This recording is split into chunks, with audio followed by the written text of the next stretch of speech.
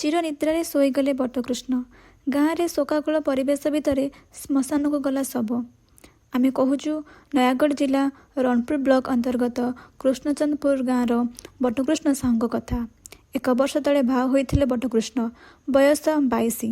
ଟାଙ୍ଗୀରେ duty ସାରି ଗାଁକୁ ଫେରୁଥିବା ସମୟରେ ଚମ୍ପାଗଡ଼ ଛକଠାରେ ବାଲୁଗାଁ ପଟୁ ଆସୁଥିବା ଏକ କଣ୍ଟେନର ଗାଡ଼ି ପଛପଟରୁ ସିଧା ବଟକୃଷ୍ଣ ବାଇକ୍ ଉପରେ ଚଢ଼ି ଯିବା ଫଳରେ ଘଟଣାସ୍ଥଳରେ ତାଙ୍କର ମୃତ୍ୟୁ ହୋଇଥିଲା। ହଜାର ହଜାର ଲୋକ ଏଥିପାଇଁ ରାସ୍ତାରୋକ କରିଥିଲେ। ଖବର ପାଇ ଚାନ୍ଦପୁର ଥାନା ପହଞ୍ଚିଲା ବେଳକୁ କଣ୍ଟେନର ଗାଡ଼ି ସହିତ ମୃତ ବ୍ୟକ୍ତିଙ୍କ ବାଇକ୍ଟି ରୟାଲ ଢାବା ଛକରେ ଜଳୁଥିବାର ଦେଖିବାକୁ ମିଳିଥିଲା।